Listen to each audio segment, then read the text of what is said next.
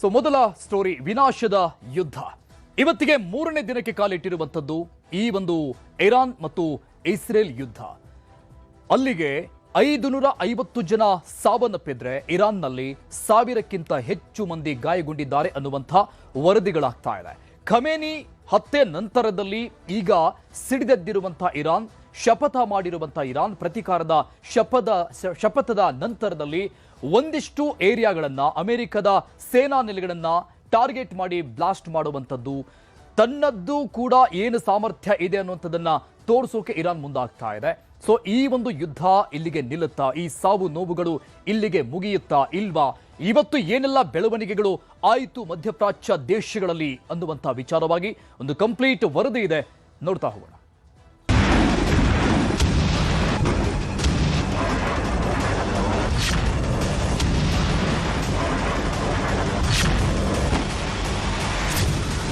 Iran ಸರ್ವನಾಶಕ್ಕೆ America ಮತ್ತು Israel ದೇಶಗಳು ಪಣ ತೊಟ್ಟಿದ್ದು ಮೂರನೇ ದಿನವೂ ಬೀಭತ್ಸ ದಾಳಿ ನಡೆಸಿವೆ.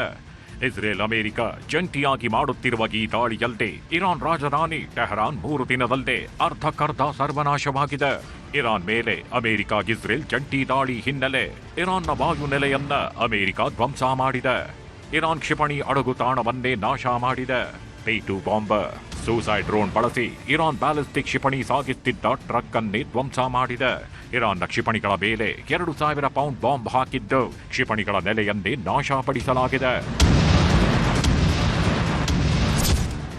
ಅಮೆರಿಕ ಇಸ್ರೇಲಿ ವೈಮಾನಿಕ ದಾಳಿಗಳು ಉತ್ತರ ಟೆಹರಾನ್ನ ಗಾಂಧಿ ಆಸ್ಪತ್ರೆಯ ಮೇಲೂ ಬಾಂಬ್ ಹಾಕಿವೆ. ಇಡೀ ಆಸ್ಪತ್ರೆಯ ಕಟ್ಟಡವೇ ಧಗಧಗಿಸಿ ಹೊತ್ತಿ ಉರಿಯುತ್ತಿದೆ. ಆಸ್ಪತ್ರೆಯಲ್ಲಿದ್ದವರ ಪೈಕಿ 12 ಜನ ಬ್ಲಾಸ್ಟ್ಗೆ ಜೀವ ಬಿಟ್ಟಿದ್ದಾರೆ. ಪುಟ್ಟ ಪುಟ್ಟ ಮಕ್ಕಳನ್ನ, ರೋಗಿಗಳನ್ನ ಬೇರೆ ಕಡೆಗೆ ಸ್ಥಳಾಂತರಿಸಲಾಗ್ತಿದೆ. ಇರಾನ್ ವಾಯುನೆಲೆಗಳನ್ನ ಮಾನವರಹಿತ ಡ್ರೋನ್ಗಳ ಮೂಲಕ ಇಸ್ರೇಲ್ ಹೊಡೆದು ಹಾಕಿದ ದೃಶ್ಯ ಆಗಿದ್ದು, ಇರಾನ್ ಸ್ಫೋಟಕಗಳನ್ನ ಸಂಗ್ರಹಿಸಿದ್ದ ಬ್ಯಾಲಿಸ್ಟಿಕ್ ಮಿಸೈಲ್ಗಳ ಘಟಕಗಳನ್ನ ಇಸ್ರೇಲ್ ಉಡೀಸ್ ಮಾಡಿದೆ.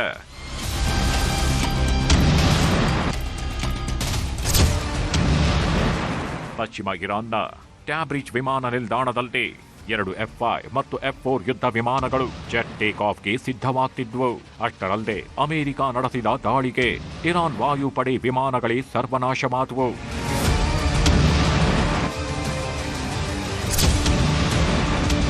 ಬರೀ 5 ಸೆಕೆಂಡ್ ಇಡೀ ಏರಿಯಾನೇ ಸರ್ವನಾಶವಾಯಿತು. ಟೆಹರಾನ್ನ ಹೃದಯ ಭಾಗದಲ್ಲಿರುವ ಇರಾನಿನ ಭಯೋತ್ಪಾದಕ ಆಡಳಿತ ಕಚೇರಿಯೇ ಪುಡಿ ಪುಡಿಯಾಗೋಯ್ತು. ಇದೇ ಜಾಗದಲ್ಲಿ ಇರಾನ್ ದೇಶದ ಗುಪ್ತಚರ, IRGC, air force command ಸೆಂಟರ್ಗಳಿದ್ವು.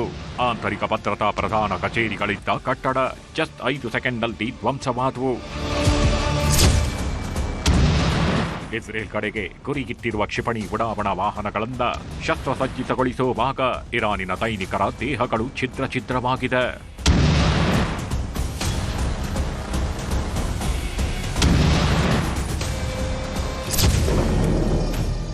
Tehran ವಿರುದ್ಧ ದೊಡ್ಡ ಪ್ರಮಾಣದಲ್ಲಿ ಅಮೆರಿಕ ಇಸ್ರೇಲ್ ದಾಳಿ ಮಾಡಿದ್ದು ನಗರದ ಒಂದು ಭಾಗವೇ ನೆಲಸಮವಾಗಿದೆ. ಇಲ್ಲಿಯವರೆಗೂ ಇಸ್ರೇಲ್ ಅಮೆರಿಕ ನಡೆಸಿದ ದಾಳಿಯಲ್ಲದೆ ಇರಾನ್ ಒಂದರಲ್ಲದೆ 550 ಜನರ ಸಾವಾಗಿದೆ. ಇರಾನ್ ಪರಮೋಚ್ಚ ನಾಯಕ ಅಲಿ ಖಮೇನಿ ಮತ್ತು ಆತನ ಇಡೀ ಕುಟುಂಬವನ್ನೇ ಹತ್ಯೆ ಮಾಡಲಾಗಿದೆ. ಇರಾನ್ ಮುಖ್ಯಸ್ಥ ಅಬ್ದುಲ್ ರಹೀಂನನ್ನ ಕೊಂದು ಹಾಕಲಾಗಿದೆ. ಮಾಜಿ ಮುಖ್ಯಸ್ಥ ಮೊಹಮ್ಮದ್ ಬಾಗೇರಿ, ಇರಾನ್ ಸೇನಾ ಕಮಾಂಡರ್ ಹುಸೈನ್ ಸಲಾಮಿ, ಇರಾನ್ ಖತಾಮ್ ಸೆಂಟರ್ ಮುಖ್ಯಸ್ಥ ಗೋಲಂ ಅಲಿ ರೀಶರ್, ಸೇನಾಧಿಕಾರಿಗಳಾದ ಅಮೀರ್ ಅಲಿ, ಹುಸೇನ್ ಮಹದ್ವಿ, ಮೊಹಮ್ಮದ್ ಸಿನ್ವಿಹಾರ್ ಹತ್ಯೆಯಾಗಿದೆ. ಇನ್ನು ಇರಾನ್ಗೆ ಬೆಂಬಲ ನೀಡುತ್ತಿದ್ದ ಹಿಜ್ಬುಲ್ಲಾ ಸಂಘಟನೆಯ ಇಬ್ರಾಹಿಂ ಅಕ್ವಿ, ಫೌದ್ ಶೌಕರ್, ಹಿಜ್ಬುಲ್ಲಾ ಮುಖ್ಯಸ್ಥ ಹಸನ್ ನಸ್ರುಲ್ಲಾ, ಹಿಜ್ಬುಲ್ಲಾ ಉಗ್ರ ನಾಯಕ ಮೊಹಮ್ಮದ್ ದೈಫನ್ನನ್ನು ಹತ್ಯೆ ಮಾಡಿದ್ದನ್ನ ಫೋಟೋಗಳನ್ನ ಹಂಚಿಕೊಂಡಿದೆ. ಇರಾನ್ ಪ್ರತಿ ದಾಳಿಗೆ ಕೊಲ್ಲಿ ರಾಷ್ಟ್ರಗಳಲ್ಲಿ ರಕ್ತಪಾತ. ಜಸ್ಟ್ 10 ಸೆಕೆಂಡ್ಗಳಲ್ಲಿ 100ಕ್ಕೂ ಹೆಚ್ಚು ಕ್ಷಿಪಣಿಗಳನ್ನ ಇರಾನ್ ದೇಶ ಇಸ್ರೇಲ್ ಮೇಲೆ ಹಾಕಿದ ದೃಶ್ಯಗಳಿವು.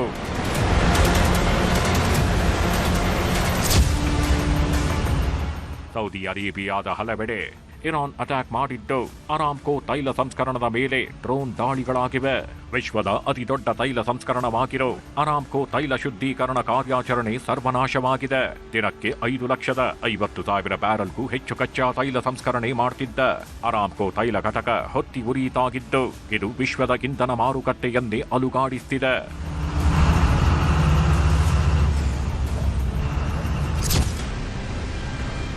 ಹಾರ್ಮುಜ್ ಜಲಸಂಧಿಯನ್ನು ಪ್ರವೇಶಿಸಲು ಪ್ರಯತ್ನಿಸುತ್ತಿದ್ದ ಕ್ಷಿಪಣಿ ಓಮನ್ ಬಳಿ ತೈಲ ಟ್ಯಾಂಕರ್ಗೆ ಡಿಕ್ಕಿ ಹೊಡೆದಿದೆ. ಅಮೆರಿಕದ ಫೈಟರ್ ಜೆಟ್ ಅನ್ನೇ ಹೊಡೆದು ಹಾಕಿದೆ ಇರಾನ್. ಅದಕ್ಕೆ ಸಾಕ್ಷಿ ಈ ದೃಶ್ಯಗಳು. ಕುವೈಟ್ನಲ್ಲಿ ಯುಎಸ್ನ F-15 ಫೈಟರ್ ಜೆಟ್ಗಳನ್ನ ಇರಾನ್ ಹೊಡೆದು ಹಾಕಿದೆ.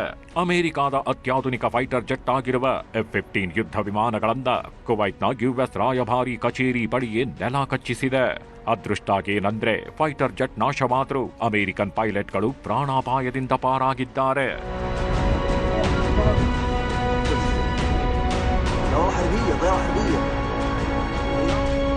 ಇದು ಅಮೆರಿಕದ ವಾಯುನೆಲೆ. ಕೊಲ್ಲಿ ರಾಷ್ಟ್ರಗಳಲ್ಲಿ ಒಂದಾಗಿರುವ ಬಹ್ರೈನ್ನಲ್ಲಿ ಅಮೆರಿಕ ವಾಯುನೆಲೆಯನ್ನ ನಿರ್ಮಿಸಿತ್ತು. ಈ ವಾಯುನೆಲೆ ಮೇಲೆ ಇರಾನ್ ಕ್ಷಿಪಣಿ ದಾಳಿ ನಡೆಸಿದ್ದು, ಇಡೀ ವಾಯುನೆಲೆಯೇ ಸರ್ವನಾಶವಾಗಿದೆ. ಟೆಲ್ ಅವೀವ್ನಲ್ಲಿ ಇರಾನ್ ಹಾಕಿದ ಬಾಂಬ್ ದಾಳಿಗೆ ಇಡೀ ಕಟ್ಟಡವೇ ತಗದಗಿಸಿ ಹೊತ್ತಿ ಉರಿಯುತ್ತಿದೆ. ಇರಾನಿನ ಕ್ಷಿಪಣಿ ದಾಳಿಗೆ ಜೆರುಸಲೆಂ ನಗರ ಸರ್ವನಾಶವಾಗಿದೆ. ಇಸ್ರೇಲಿ ಪಟ್ಟಣಗಳು ಈಗ ಗಾಜಾದಂತೆ ಹೊತ್ತಿ ಉರಿಯುತ್ತಿವೆ. ಇಸ್ರೇಲಿನ ಬಹುಪಾಲು ನಗರಗಳ ಮೇಲೆ ಇರಾನ್ ಬಾಂಬ್ಗಳನ್ನ ಹಾಕಿದೆ. ನಾಗರಿಕರು, ಮಕ್ಕಳು, ಸೇನಾಪಡೆಯು ಸಾವನ್ನಪ್ಪಿದ್ದಾರೆ. ಒಂದ್ ಕಡೆ ಬೆಂಕಿ ಆರಿಸಬೇಕಾದ ಅನಿವಾರ್ಯತೆ, ಮತ್ತೊಂದೆಡೆ ಗಾಯಾಳುಗಳನ್ನ ರಕ್ಷಿಸೋದಕ್ಕೆ ಪರದಾಟ. ಇನ್ನೊಂದ್ ಕಡೆ ಇಸ್ರೇಲ್ ರಸ್ತೆಗಳನ್ನೇ ಟಾರ್ಗೆಟ್ ಮಾಡಿ ಇರಾನ್ ಸ್ಫೋಟಿಸುತ್ತಿದೆ. ಆದರೆ ಇಸ್ರೇಲ್ ಸರ್ಕಾರ ರಾತ್ರೋರಾತ್ರಿ ರಸ್ತೆಗಳನ್ನ ಸರಿಪಡಿಸೋ ಅನಿವಾರ್ಯತೆ ಇಸ್ರೇಲ್ನಲ್ಲೂ ಸೃಷ್ಟಿಯಾಗಿದೆ. ನಿಲ್ಲದ ಯುದ್ಧಕ್ಕೆ 3 ದಿನದಲ್ಲಿ 600 ಸಾವು. ಇಸ್ರೇಲ್ ಇರಾನ್ ದಾಳಿ ಪ್ರತಿ ದಾಳಿಯಲ್ಲದೆ ಇಲ್ಲಿಯವರೆಗೂ ಇರಾನಿನಲ್ಲಿ 55 ಜನರ ಸಾವಾಗಿದೆ.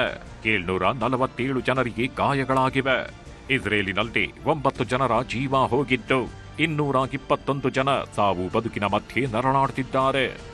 ಇರಾಕ್ನಲ್ಲಿ 2 ಸಾವಾಗಿದ್ರೆ 5 ಮಂದಿಗೆ ಗಾಯವಾಗಿದೆ. ಕುವೈಟ್ನಲ್ಲಿ 1 ಸಾವಾಗಿದ್ದು 58 ಮಂದಿ ಆಸ್ಪತ್ರೆ ಸೇರಿದ್ದಾರೆ. ಬಹರೇನ್ನಲ್ಲಿ 4 ಗಾಯವಾಗಿದೆ. ಅರಬ್ ಎಮಿರೇಟ್ಸ್ನಲ್ಲಿ 3 ಜನ ಸತ್ತಿದ್ರೆ 58 ಮಂದಿ ಆಸ್ಪತ್ರೆಯಲ್ಲಿದ್ದಾರೆ. ಓಮನ್ನಲ್ಲೂ 5 ಗಾಯಗಳಾಗಿವೆ. ಸುಮ್ಮನಿದ್ದರೆ 4 ವಾರದಲ್ಲಿ ಯುದ್ಧ ನಿಲ್ಲತ್ತೆ. ಇಲ್ಲದಿದ್ದರೆ ಇರಾನ್ ಸರ್ವನಾಶ ಎಂದ ಟ್ರಂಪ್. ಇಸ್ರೇಲ್ ಅಮೆರಿಕ ಜಂಟಿಯಾಗಿ ಇರಾನ್ ಮೇಲೆ ನಡೆಸಿದ ದಾಳಿ ಸದ್ಯ ಮಧ್ಯಪ್ರಾಚ್ಯವನ್ನೇ ರಕ್ತದ ಮಡುವಿನಲ್ಲಿ ತೇಲುವಂತೆ ಮಾಡಿದೆ. ಇದಕ್ಕೆ ಅಂತ್ಯ ಯಾವಾಗ ಎಂಬ ಪ್ರಶ್ನೆಗಳು ಉದ್ಭವವಾಗುತ್ತಿವೆ. ಆದರೆ ಅಮೆರಿಕ ಅಧ್ಯಕ್ಷ ಡೊನಾಲ್ಡ್ ಟ್ರಂಪ್ ಮಾತ್ರ ಇನ್ನು 4 ವಾರಗಳು ಈ ಯುದ್ಧ ನಿಲ್ಲಲ್ಲ ಅಂತ ಹೇಳಿಕೆ ಕೊಟ್ಟಿದ್ದಾರೆ. ಇರಾನ್ ಸುಮ್ಮನಿದ್ರೆ 4 ವಾರದಲ್ಲಿ ಮುಗಿಯುತ್ತೆ. ಇರಾನ್ ಬಾಲ ಬಿಚ್ಚಿದ್ರೆ ಘನಘೋರ ದಾಳಿಯಾಗತ್ತೆ ಅಂತ ಟ್ರಂಪ್ ನೇರವಾಗಿ ಹೇಳಿದ್ದಾರೆ. ಹೀಗಾಗಿ ಎಲ್ದಿ 3ನೇ ಮಹಾಯುದ್ಧಕ್ಕೆ ಇದು ನಾಂದಿ ಹಾಡುತ್ತೋ. ಸುಮ್ಮನಿರದ ಇರಾನ್ ಯಾವ ಕ್ಷಣದಲ್ಲಿ ನ್ಯೂಕ್ಲಿಯರ್ ಬಾಂಬ್ ದಾಳಿ ಮಾಡುತ್ತೋ ಅನ್ನೋ ಆತಂಕ ಇಡೀ ಜಗತ್ತನ್ನೇ ಕಾಡ್ತಿದೆ.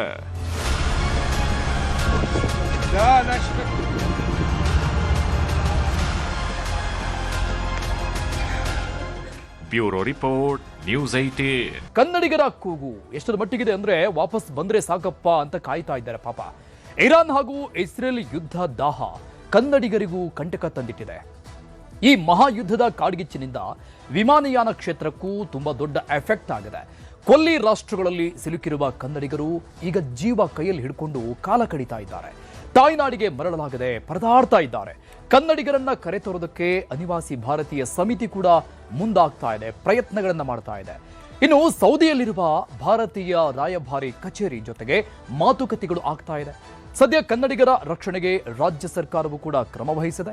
ಕನ್ನಡಿಗರ ರಕ್ಷಣೆಗಾಗಿ ಪ್ರಧಾನಿ ಮೋದಿಗೆ ಸಿಎಂ ಸಿದ್ದರಾಮಯ್ಯ ಪತ್ರವನ್ನ ಬರೆದಿದ್ದು ಮನವಿಯನ್ನ ಮಾಡಿಕೊಂಡಿದ್ದಾರೆ. ಈ ಬಗ್ಗೆ ಒಂದು ಕಂಪ್ಲೀಟ್ ಡೀಟೇಲ್ಸ್ ಇದೆ, ನೋಡ್ತಾ ಹೋಗೋಣ.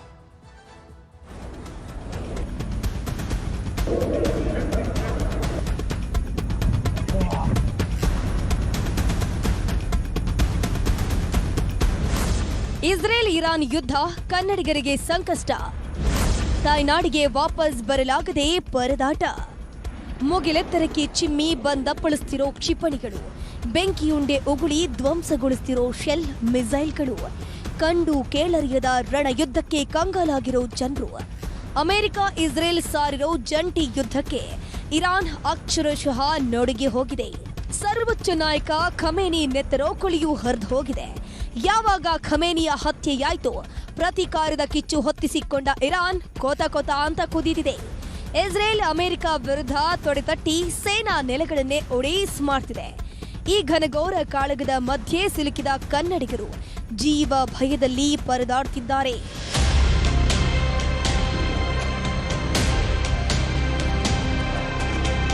ಇರಾನ್ ಮತ್ತು ಇಸ್ರೇಲ್ ಯುದ್ಧದಾಹ ಕನ್ನಡಿಗರಿಗೂ ಕಂಟಕ ತಂದಿಟ್ಟಿದೆ.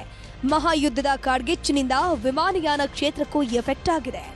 ಕೊಲ್ಲಿ ರಾಷ್ಟ್ರಗಳಲ್ಲಿ ಸಿಲುಕಿರುವಂತಹ ಕನ್ನಡಿಗರು ಜೀವ ಕೈಯಲ್ಲಿ ಹಿಡಿದು ಕಾಲ ಕಳೀತಿದ್ದಾರೆ. ತಾಯ್ನಾಡಿಗೆ ಮರಳಲಾಗದೆ ಪರದಾಡ್ತಿದ್ದಾರೆ. ದೇವರೇ ಸೇಫ್ ಆಗಿ ವಾಪಸ್ ಹೋದ್ರೆ ಸಾಕಪ್ಪ ಅಂತ ಪರಿತಪಿಸುತ್ತಿದ್ದಾರೆ.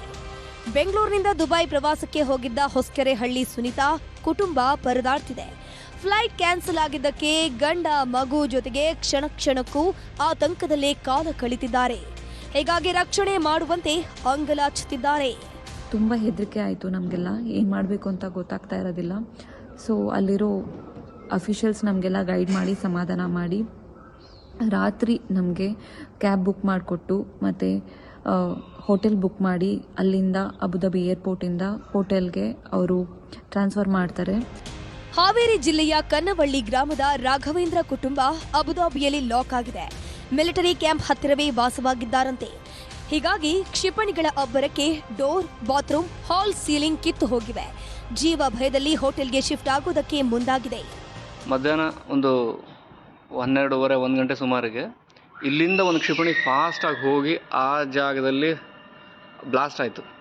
ಆ ರಭಸಕ್ಕೆ ನಮ್ಮನೆ ಗ್ಲಾಸ್ ಡೋರ್ ಆಗಿರ್ಬೋದು, ಬಾತ್ರೂಮಲ್ಲಿರೋ ಒಂದು ಫಾಲ್ ಸೀಲಿಂಗ್ ಆಗಿರ್ಬೋದು ಎಲ್ಲ ಸಿಕ್ಕಾಪಟ್ಟೆ ಸೌಂಡ್ ಮಾಡಿಬಿಡ್ತು. ಅವಾರ್ಡ್ ಫಂಕ್ಷನ್ಗೆ ತೆರಳಿದ್ದ ಶಿವಮೊಗ್ಗ ಉದ್ಯಮಿ ಪ್ರದೀಪ್ ಮತ್ತು ಅವರ ಪತ್ನಿ ದುಬೈನಲ್ಲಿ ಲಾಕ್ ಆಗಿದ್ದಾರೆ. ವಿಮಾನ ರದ್ದಾದ ಹಿನ್ನೆಲೆ ಹೋಟೆಲ್ ಒಂದರಲ್ಲಿ ಕಾಲ ಕಳೀತಿದ್ದಾರೆ. ಹೋಟೆಲ್ ಕ್ಲೋಸ್ ಆಗಿರೋದ್ರಿಂದ ಫ್ಲೈಟ್ ರದ್ದಾಗಿದೆ. ಬಟ್ ಏನೂ ಇಲ್ಲ, ಇಲ್ಲಿ ಏನೂ ತೊಂದರೆ ಕೊಡೋ ಅವಶ್ಯಕತೆ ಇಲ್ಲ. ಎಲ್ಲ ಆರಾಮಾಗಿದೆ. ನಾವು ಫ್ಯೂಚರ್ ಆಫ್ ಮ್ಯೂಸಿಯಂ ಮುಂದ್ಗಡೆನೇ ಇದ್ದೀವಿ. ಏನೂ ತೊಂದರೆ ಇಲ್ಲ. ಸಹಜವಾಗಿದೆ, ಯಾವುದೇ ಏನು ಸಮಸ್ಯೆ ಇಲ್ಲ. ದುಬೈ ಕಂಪನಿಯೊಂದರಲ್ಲಿ ಕೆಲಸ ಮಾಡ್ತಿದ್ದ ಯಾದಗಿರಿಯ ಹೊನಗೇರ ಗ್ರಾಮದ ಸಿದ್ದರಾಮರೆಡ್ಡಿ ಮಾಲಿ ಪಾಟೀಲ ಸಂಕಷ್ಟಕ್ಕೆ ಸಿಕ್ಕಾಕೊಂಡಿದ್ದಾರೆ. ನಾವು ಹೊರಗಡೆ ಹೋಗೋಕ್ಕಾಗ್ತಿಲ್ಲ, ನಮ್ಗಿಲ್ಲಿರೋಕ್ ಭಯ ಆಗ್ತಿದೆ, ದಯವಿಟ್ಟು ನಮ್ಮನ್ನ ಭಾರತಕ್ಕೆ ಕರ್ಸ್ಕೊಳ್ಳಿ ಅಂತ ಅಳಲು ತೋಡ್ಕೊಂಡಿದ್ದಾರೆ. ನಮಗೊಂದು ಭಯದ ಒಂದು ವಾತಾವರಣ, ಇಲ್ಲಿ ಎಲ್ಲ ಪೊಲೀಸರು, ಇಲ್ಲಿ ಮಿಲಿಟರಿ ಎಲ್ಲ ಅಲರ್ಟ್ ಆಗಿದ್ದಾರೆ. ಬಟ್ ಆದರೂ ಕೂಡ ಅವ್ರು ಹೇಳ್ತಾ ಇದ್ದಾರೆ, ನೀವು ಯಾವುದೇ ಕಾರಣಕ್ಕೂ ಒಂದು 3 to 4 days ಬರಕ್ಕೆ ಹೋಗ್ಬೇಡ್ರಿ ಅಂತ ಹೇಳ್ತಾ ಇದ್ದಾರೆ. ದುಬೈನಲ್ಲಿ ವಿಶ್ವ ವ್ಯಾಪಾರಸ್ಥರ ಸಮ್ಮೇಳನದಲ್ಲಿ ಪಾಲ್ಗೊಂಡಿದ್ದ ಹಾಸನದ ಅರಸೀಕೆರೆ ಮೂಲದ ಶಿವು ಲಾಕ್ ಆಗಿದ್ದಾರೆ. ವಿಡಿಯೋ ಕಾಲ್ ಮಾಡಿ ಶಾಸಕ ಶಿವಲಿಂಗೇಗೌಡರು ಧೈರ್ಯ ತುಂಬಿದ್ದಾರೆ. ಎಲ್ಲರನ್ನ ಕರೆತರೋಕೆ ಸಿಎಂ ಪ್ರಯತ್ನ ಮಾಡ್ತಿದ್ದು ಸೇಫ್ ಆಗಿ ವಾಪಸ್ ಬನ್ನಿ ಅಂತ ಧೈರ್ಯ ಹೇಳಿದ್ದಾರೆ. ಏನು ದೇವ್ರು ಒಳ್ಳೇದ್ ಮಾಡ್ಲಿ ಸರ್, ಏನು ಇದು ಆಗ್ದಂಗೆ ವಾಪಸ್ ಬನ್ನಿ ಸರ್, ದೇವ್ರು ಒಳ್ಳೇದ್ ಮಾಡ್ಲಿ ಸರ್. ಬೆಳಗಾವಿ ಜಿಲ್ಲೆಯ ಚಿಕ್ಕೋಡಿ ಮೂಲದ ಯೋಗೇಶ್ ಅನ್ನೋರು ಅಬುದಾಬಿಯಲ್ಲಿ ಸಿಲುಕಿದ್ದಾರೆ. ಸದ್ಯಕ್ಕೆ ನನಗೆ ಯಾವುದೇ ಸಮಸ್ಯೆ ಇಲ್ಲ ಅಂತ ಹೇಳ್ಕೊಂಡಿದ್ದಾರೆ. ಮತ್ತೊಂದು ಕಡೆ ತುಮಕೂರು ಮೂಲದ ಶಶಿಕುಮಾರ್ ಅನ್ನೋರು ಸೇಫ್ ಆಗಿ ಕೆಲಸ ಮಾಡ್ತಿದ್ದಾರಂತೆ. ವಿಡಿಯೋ ಕಾಲ್ ಮಾಡಿ ಕುಟುಂಬಸ್ಥರಿಗೆ ಧೈರ್ಯ ತುಂಬಿದ್ದಾರೆ.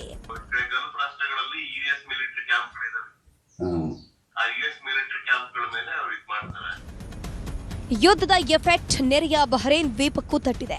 ನಮ್ಮನ್ನ ರಕ್ಷಣೆ ಮಾಡುವಂತೆ ಮೈಸೂರು ಮೂಲದ ಲಿಂಗರಾಜ್ ಮನವಿ ಮಾಡಿಕೊಂಡಿದ್ದಾರೆ. ನಾನು ಭಾರತದ ಪ್ರಧಾನಿಗಳಿಗೆ ಮನವಿ ಮಾಡೋದೇನು ಅಂತಂದರೆ, ಈಗಾಗಲೇ ಆತಂಕದಲ್ಲಿರತಕ್ಕಂತಹ ಭಾರತೀಯ ಮೂಲದ ಬಹರೇನ್ನಲ್ಲಿ ವಾಸ ಇರತಕ್ಕಂತಹ ಭಾರತೀಯರನ್ನು ಆದಷ್ಟು ಬೇಗನೆ ಸುರಕ್ಷಿತವಾಗಿ ಕರೆಸ್ಕೊಳ್ಳಿ ಅಂತ ಈ ಮೂಲಕ ಮನವಿ ಮಾಡ್ತಾ ಇದ್ದೀನಿ. ಕುಟುಂಬಸ್ಥರ ಜೊತೆಗೆ ಪ್ರವಾಸಕ್ಕೆ ತೆರಳಿದ್ದ ಬಳ್ಳಾರಿ ನಗರ ಶಾಸಕ ನಾರಾ ಭರತ್ ರೆಡ್ಡಿ ದುಬೈನಲ್ಲೇ ಸಿಲುಕಿಕೊಂಡಿದ್ದಾರೆ. ವಿಡಿಯೋ ಮಾಡಿ ಈ ಬಗ್ಗೆ ಮಾಹಿತಿಯನ್ನ ಹಂಚಿಕೊಂಡಿದ್ದಾರೆ. ಯಾರು ಆತಂಕಕ್ಕೆ ಒಳಗಾಗೋದು ಬೇಡ, ನಾನು ಸುರಕ್ಷಿತವಾಗಿದ್ದೀನಿ ಎಂದಿದ್ದಾರೆ. ನಾನೆಲ್ಲರಿಗೂ ಹೇಳಕ್ಕೆ ಇಚ್ಛೆ ಪಡ್ತೀನಿ, ಯಾರೂ ಆತಂಕಕ್ಕೊಳಗಾಗೋದು ಬೇಡ, ನಾನು ಸುರಕ್ಷಿತವಾಗಿದ್ದೀನಿ, ನಮ್ಮ ಕುಟುಂಬ ಸುರಕ್ಷಿತವಾಗಿದೆ.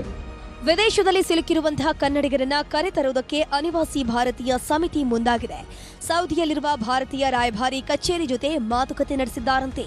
ನಾವು ಇದರ ರಿಲೇಟೆಡ್ ಆಗಿ ಈ ಒಂದು ಸಿಚುವೇಶನ್ ಎಕ್ಸಲೇಟ್ ಆದ ತಕ್ಷಣನೇ ಇಮಿಡಿಯೇಟ್ ನಾವು ಎಲ್ಲ ಎಂಬಸಿಗಳಿಗೂ ಕೂಡ ಮೇಲನ್ನು ಮಾಡಿ ನಮ್ಮ ಒಂದು NRIs ಏನಿದ್ದಾರೆ ಅವರಿಗೆ ಸೇಫರ್ ಸೈಡ್ ಅಲ್ಲಿ ಅವರಿಗೆ ರೆಸ್ಕ್ಯೂ ಮಾಡಿ ಅಂತ ಕೂಡ ನಾವು ಕೇಳಿಕೊಂಡಿದ್ದೀವಿ. ಸದ್ಯ ಕನ್ನಡಿಗರ ರಕ್ಷಣೆಗೆ ರಾಜ್ಯ ಸರ್ಕಾರ ಕ್ರಮ ವಹಿಸಿದೆ. ಕನ್ನಡಿಗರ ರಕ್ಷಣೆಗಾಗಿ ಪ್ರಧಾನಿ ಮೋದಿಗೆ ಸಿಎಂ ಸಿದ್ದರಾಮಯ್ಯ ಪತ್ರ ಬರೆದು ಮನವಿ ಮಾಡಿದ್ದಾರೆ. ಮಧ್ಯಪ್ರಾಚ್ಯದಲ್ಲಿ ಭೌಗೋಳಿಕ ರಾಜಕೀಯ ಉದ್ವಿಗ್ನತೆ ಮತ್ತು ವಿಮಾನಯಾನ ನಿರ್ಬಂಧಗಳಿಂದಾಗಿ ಕನ್ನಡಿಗರು ಹಾಗೂ ಭಾರತೀಯರು ಸಂಕಷ್ಟಕ್ಕೆ ಸಿಲುಕಿದ್ದಾರೆ. ಮುಖ್ಯವಾಗಿ ದುಬೈನಂತಹ ಸ್ಥಳಗಳಲ್ಲಿ ಅನೇಕರು ಸಿಲುಕಿಕೊಂಡಿದ್ದಾರೆ. ಹೀಗಾಗಿ ನಮ್ಮ ರಾಯಭಾರಿ ಕಚೇರಿಗಳು ಭಾರತೀಯರ ಮೇಲೆ ನಿಗಾ ಇಡಬೇಕು, ಜೊತೆಗೆ ಸುರಕ್ಷತೆಯ ಮಾರ್ಗದರ್ಶನ ನೀಡಬೇಕು. ಪರಿಸ್ಥಿತಿ ಮತ್ತಷ್ಟು ಹದಗೆಟ್ಟರೆ ಭಾರತೀಯರನ್ನ ವಾಪಸ್ ಕರೆತರುವ ಕೆಲಸ ಮಾಡಬೇಕು. ಇದಕ್ಕಾಗಿ ವಿಶೇಷ ವಿಮಾನಗಳ ವ್ಯವಸ್ಥೆ ಮಾಡಬೇಕು.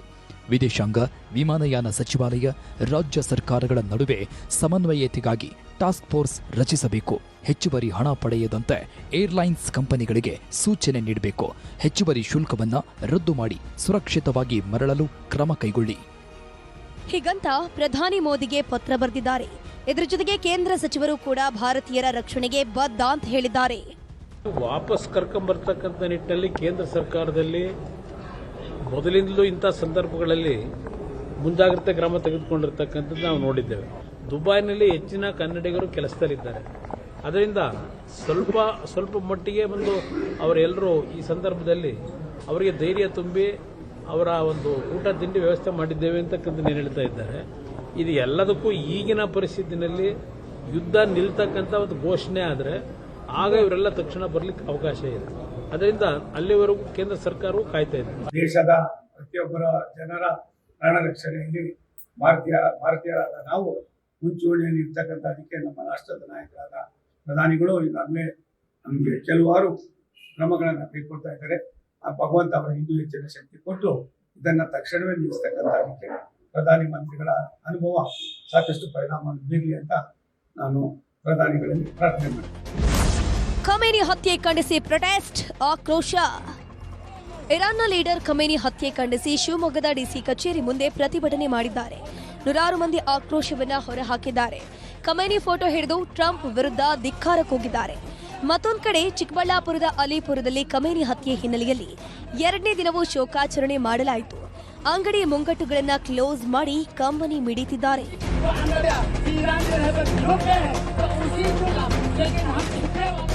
ಖಮೇನಿಯ ಹತ್ಯೆ ಖಂಡಿಸಿ ಪ್ರತಿಭಟನೆ ಮಾಡಿದವರ ವಿರುದ್ಧ ಶಾಸಕ ಬಸನಗೌಡ ಪಾಟೀಲ್ ಯತ್ನಾಳ್ ಆಕ್ರೋಶ ವ್ಯಕ್ತಪಡಿಸಿದರು. ಅವರೆಲ್ಲರೂ ದೇಶದ್ರೋಹಿಗಳು ಅಂತ ಕಿಡಿಕಾರಿದ್ದಾರೆ. ಅಲ್ಲಿ ಕಾದಾಡೋದನ್ನ ಇಲ್ಲಿ ಮೆರವಣಿಗೆ ಮಾಡುವಂತವ್ರು ದೇಶದ್ರೋಹಿಗಳು, ಮಹಾಮೂರ್ಖರು, ನಾಲಾಯಕರು. ನಮ್ಗೇನ್ ಸಂಬಂಧ? ಆರಾಮ ಇದೀರಿ ಭಾರತದಾಗ, ಇರ್ರಿ. ಒಟ್ಟಾರೆ ಇಸ್ರೇಲ್ ಇರಾನ್ನ ಯುದ್ಧದ ದಾಹಕ್ಕೆ ಕನ್ನಡಿಗರು ಒದ್ದಾಡುವಂತಾಗಿದೆ. ಆದಷ್ಟು ಬೇಗ ತಾಯ್ನಾಡಿಗೆ ಸೇಫ್ ಆಗಿ ಬರಲಿ ಅನ್ನೋದು ನಮ್ಮ ಆಶಯ. Bureau report.